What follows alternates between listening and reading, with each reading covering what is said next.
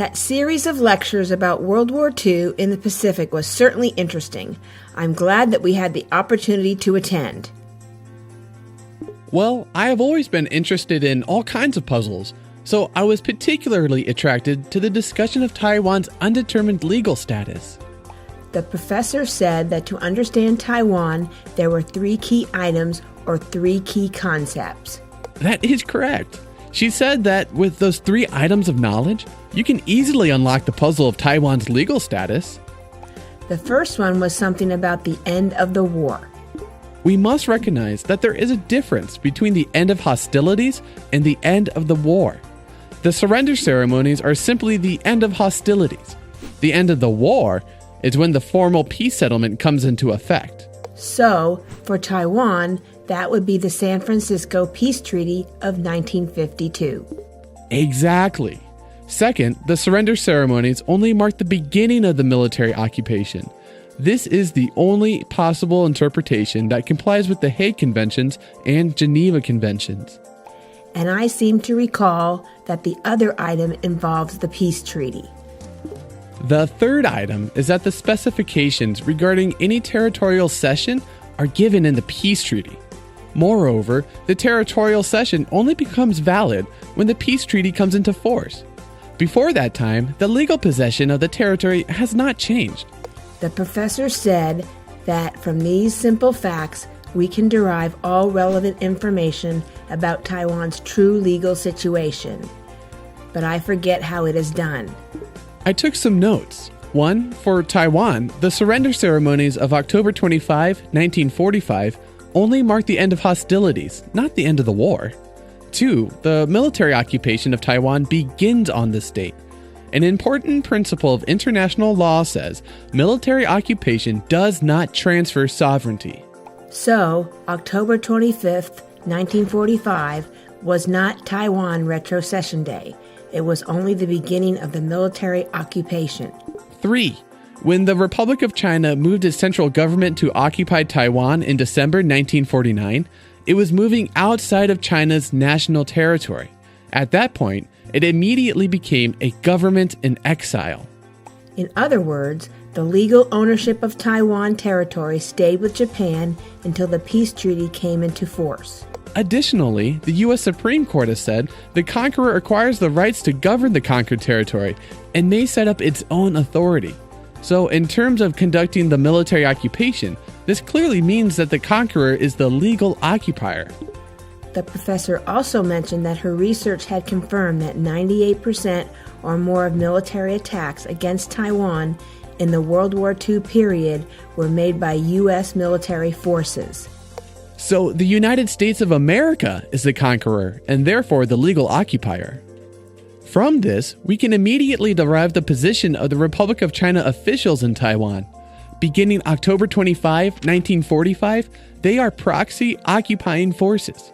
Beginning December 10, 1949, they also gained the status of government in exile. There has been no change in these statuses up to the present day. This means that at the most basic level, Taiwan today is still under a legal condition of military occupation by the USA. Yes, the professor said that with no final disposition of Taiwan in the San Francisco Peace Treaty, the military occupation will continue indefinitely.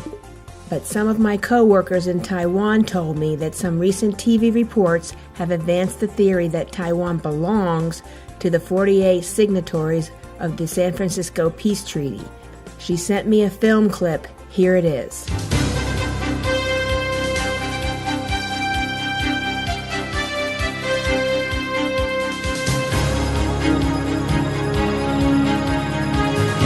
中华民国制宪的时候，台湾还是日本的领土，只是由中华民国占领，还没有正式成为中华民国的领土。而吊诡的就是中华民国的宪法制定的时候，仍然没有取得台湾澎湖领土的地位。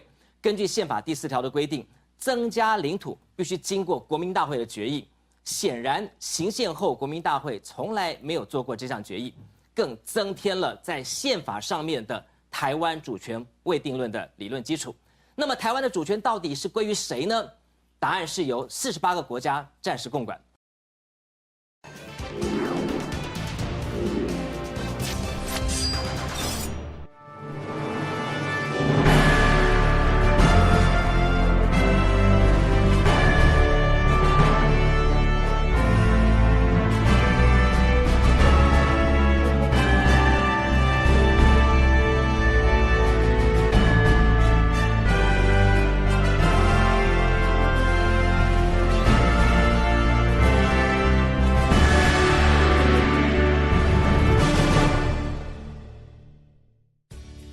That analysis is totally incorrect.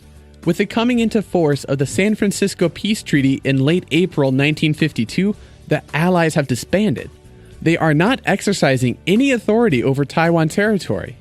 I hate it when these TV announcers report on historical issues from an incorrect perspective. The question which has to be considered is, who is the legal occupier?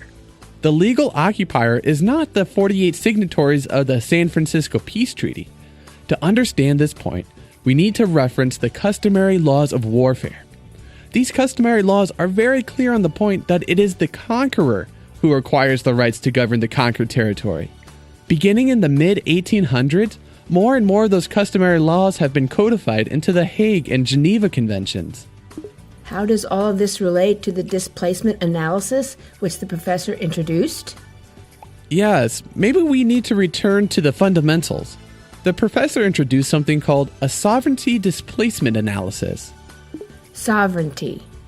That is a topic that confuses many people. Sovereignty contains two components. One is exercise of control over territory. The second is legal ownership of the territory. So any displacement of these will result in a displacement of sovereignty. The professor explained this by showing the video, right? I made a copy of her diagram. It shows the sovereignty displacement analysis for Taiwan from the 1890s to the present day. There are 4 instances. We can call them D1, D2, D3, and D4. So, let's go back to the beginning. I remember that as a result of the First Sino-Japanese War, Taiwan was ceded to Japan in the mid-1890s. That was in 1895. According to the terms of a peace treaty between the Qing dynasty and Japan, Taiwan was ceded to Japan and became part of Japan's national territory. Hence, we have both components of the sovereignty being displaced. Qing China has given up the exercise of control and the legal ownership.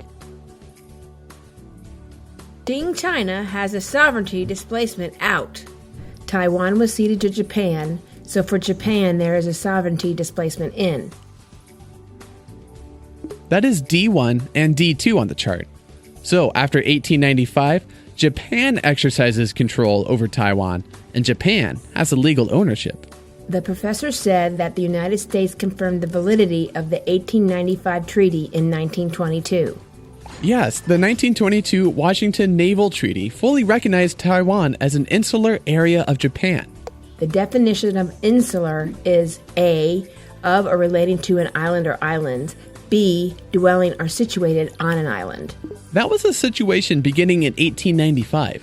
Then a lot of things happened here in the middle. But the next time we have any event which affects the displacement of sovereignty is as of October 25, 1945. What is the interpretation of that? On this day, the United States' conquest of Taiwan became a fact. That is the final result. So the United States now has the authority for exercising control over Taiwan. Yes, I remember. The United States exercises such a control component as the legal occupier. The professor said that the sovereignty has been displaced because the original Japanese government of Taiwan is put in a position where it can no longer function. Such a result is quite a normal situation in occupied territory as a result of war. But unfortunately, most people don't see the United States exercising control over Taiwan. This is because the United States has delegated the military occupation of Taiwan to the Chinese nationalists under Chiang Kai-shek. The United States, as the legal occupier, has allowed the Chinese nationalists to continue exercising authority over Taiwan territory after the surrender ceremonies of October 25, 1945. As I understand it, the surrender ceremonies in Taipei were held on behalf of the Allies. However, the ensuing military occupation is conducted on behalf of the legal occupier, which is the USA. Then on April 28, 1952, there has been a further displacement of sovereignty because the legal ownership has been renounced by Japan. This is the 4th displacement of sovereignty. So, what are we left with? We are left with the legal occupier exercising control over Taiwan territory. The legal occupier is the United States of America. However, the USA has, tacitly or expressly, delegated this control to the Republic of China, which by December 1949 had already downgraded itself to the status of a government in exile.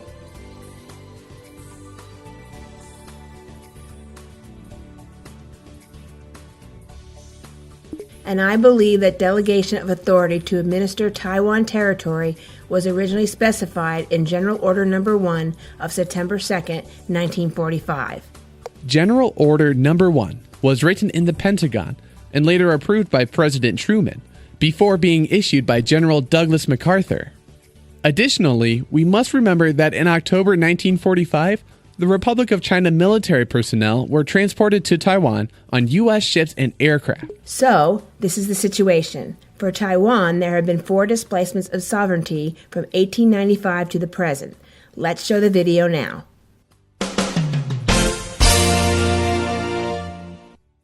Let's look at a sovereignty displacement analysis for Taiwan.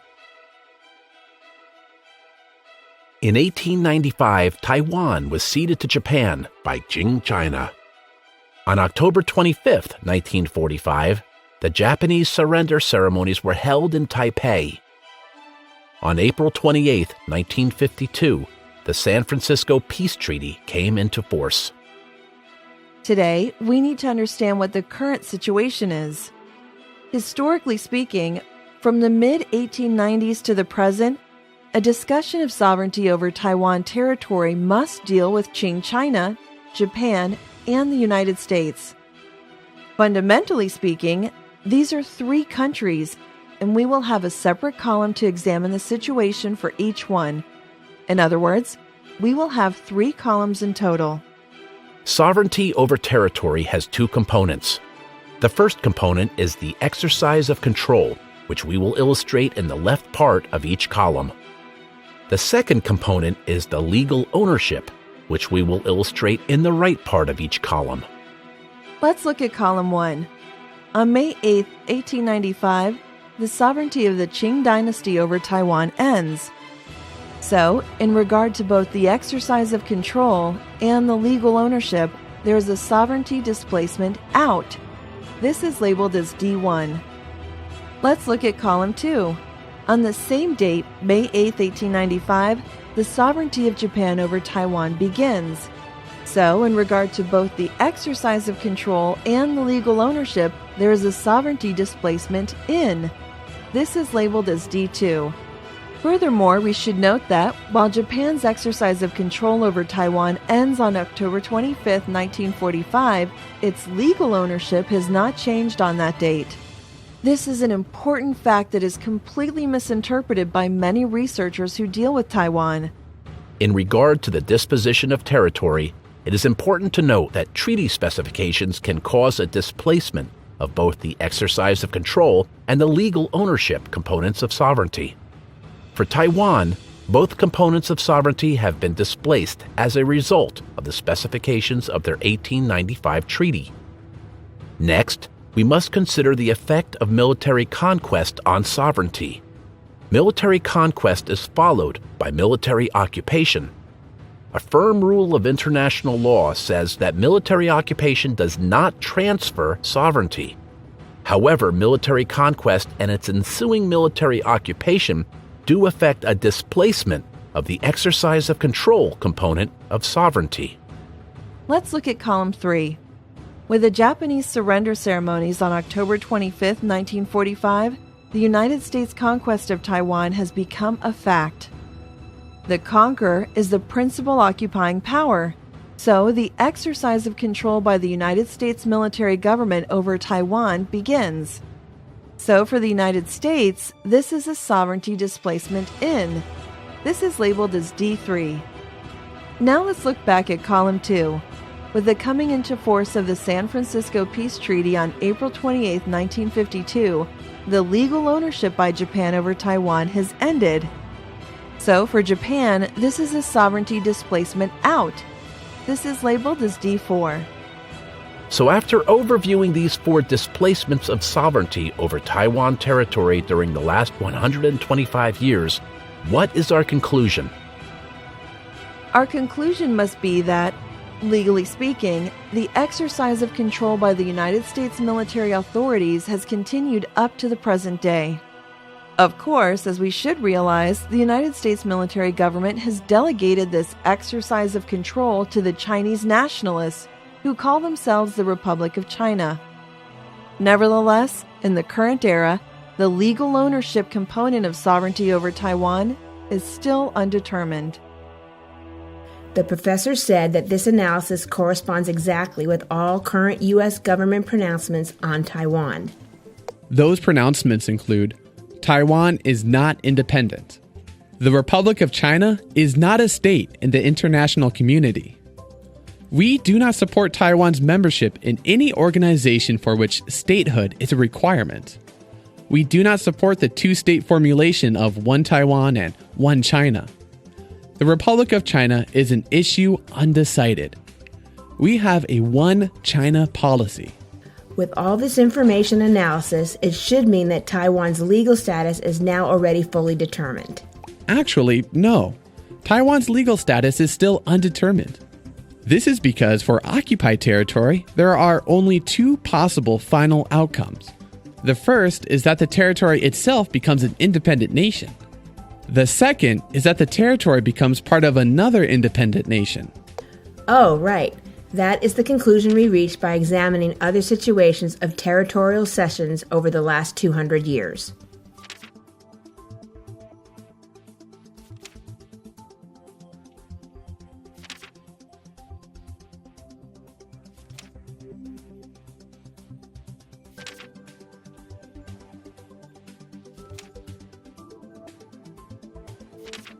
So for Taiwan, its legal status remains as undetermined. This means that it has not yet reached a final political status. In other words, Taiwan remains under a legal condition of military occupation. According to the customary laws of warfare, the United States of America is the legal occupier. A close reading of the San Francisco Peace Treaty also confirms this. Our conclusion must be that it is the United States that bears final responsibility for the protection of both Taiwan territory and the human rights of the Taiwan people. The professor also stressed another point. She said that after examination of the Taiwan Relations Act, 3 joint PRC-USA communiques, the One China Policy, U.S. Executive Orders on Taiwan, the San Francisco Peace Treaty, the International Declaration of Human Rights, and the rules codifications promulgated by the International Standards Organization, it can be confirmed that none of these legal sources contain any clauses or content which can be interpreted to provide a legal basis for the establishment of a Republic of China government structure on Taiwanese soil or the issuance of Republic of China passports to the inhabitants of Taiwan. I want to tell all my friends to send letters to the U.S. Secretary of State and the chairman of the American Institute in Taiwan. According to everything I've heard and read, they certainly seem to be extremely uninformed of the truth of Taiwan's historical and legal situation.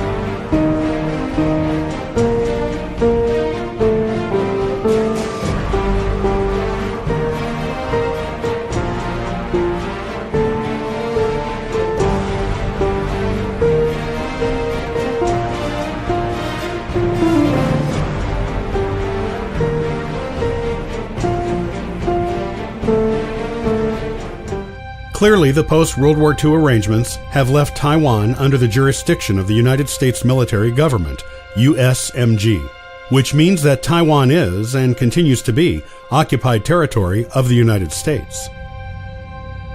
The so-called Republic of China government in Taiwan is merely serving as a proxy occupying force for the ongoing military occupation, while at the same time fulfilling the role of a government in exile.